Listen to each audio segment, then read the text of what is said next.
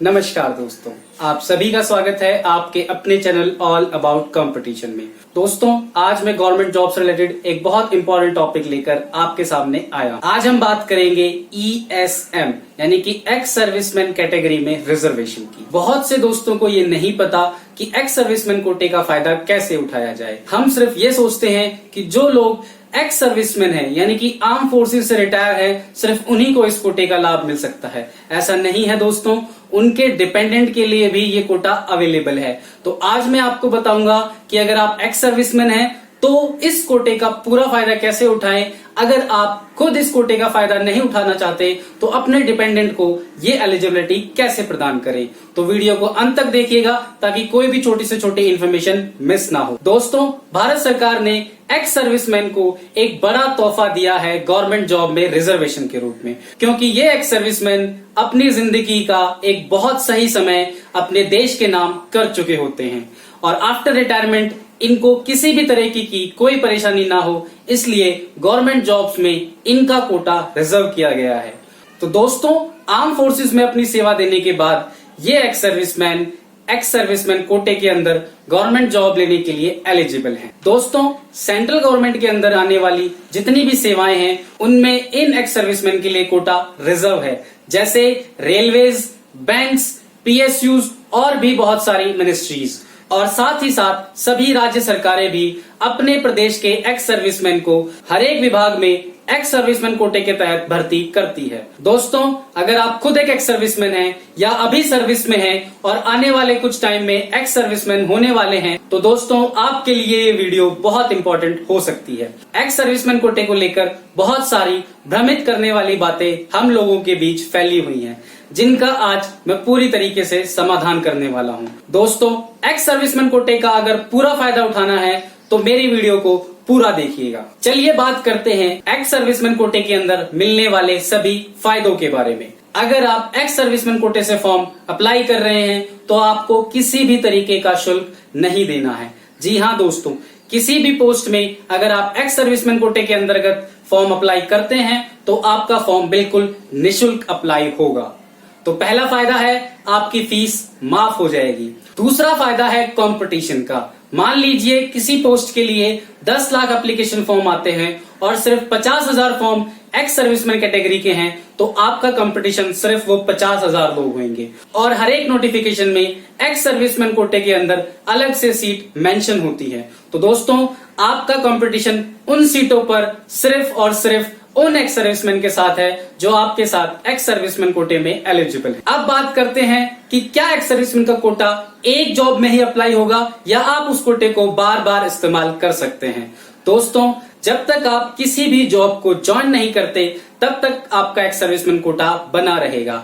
मान लीजिए आपने एक फॉर्म आज अप्लाई किया है, उसके प्रोसीजर में आपको 2 साल का समय लग गया और 2 साल के बाद आपको उस पोस्ट पे ज्वाइन करवाया गया। उस 2 साल के दौरान आपने जितने भी फॉर्म भरे हैं उन सभी फॉर्म्स के ऊपर आपको एक्स सर्विसमैन कोटा, भले ही उन फॉर्म्स की डेट आपकी ज्वाइनिंग के बाद आई। दोस्तों, अब बात करते हैं अगर आप एक एक्स सर्विसमैन हैं और अपने कोटे का इस्तेमाल नहीं करना चाहते या आप उस कोटे का इस्तेमाल करने में उतने सक्षम नहीं हैं तो आप अपने कोटे को एज इट इज अपने डिपेंडेंट को भी दे सकते हैं। आपका डिपेंडेंट जो सिर्फ आपके ऊपर डिपेंड है उसके लिए कंपटीशन की राह आसान करने का ये एक बहुत अच्छा रास्ता है। दोस्तों, मैं आपको बताऊंगा कि अपने डिपेंडेंट को कैसे आप एक्स सर्विसमैन कोटे के अंदर एलिजिबल करें। सबसे पहले तो मैं आपको ये बता दूं कि अगर आप कोई भी गवर्नमेंट जॉब ज्वाइन नहीं करते आफ्टर रिटायरमेंट तो आप अपने डिपेंडेंट को एलिजिबल इस कोटे के अंदर कर सकते हैं। दोस्तों,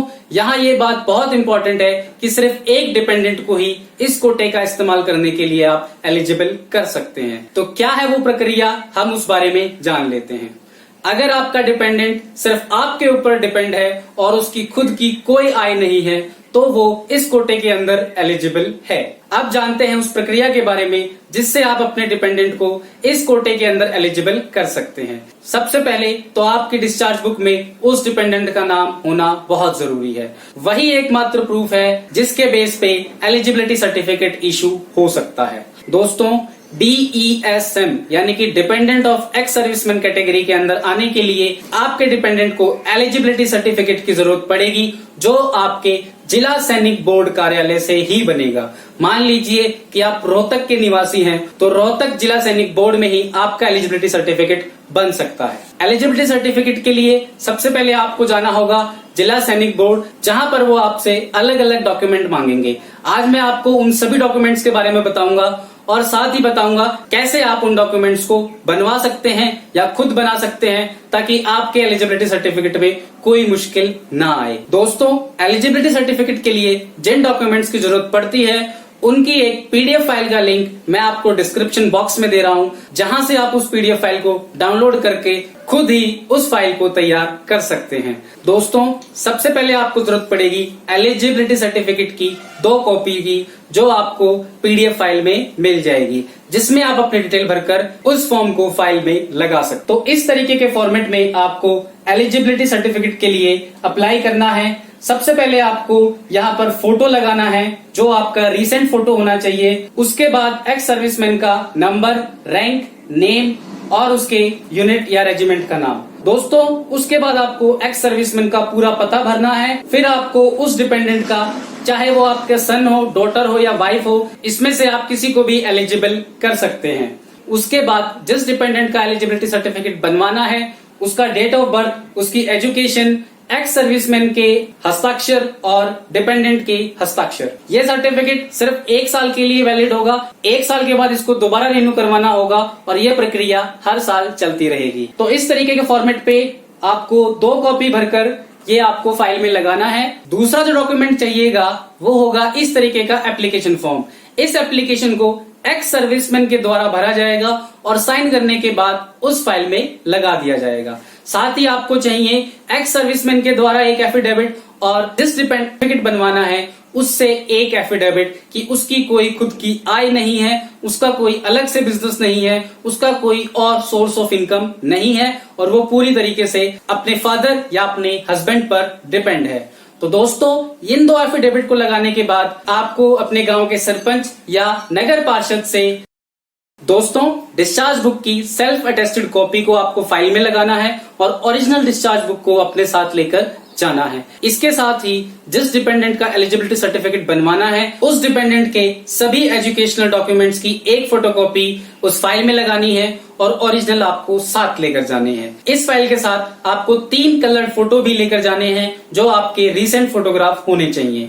इस पूरी फाइल को लेकर आपको अपने जिले के जिला सैनिक बोर्ड कार्यालय में जाना है। जिला सैनिक बोर्ड कार्यालय में आपके एरिया के लिए अलग से एक असेसिंग ऑफिसर नियुक्त किया गया होगा। आपको अपने एरिया के असेसिंग ऑफिसर के पास जाना है और उस फाइल को उस ऑफिसर को दिखाना है।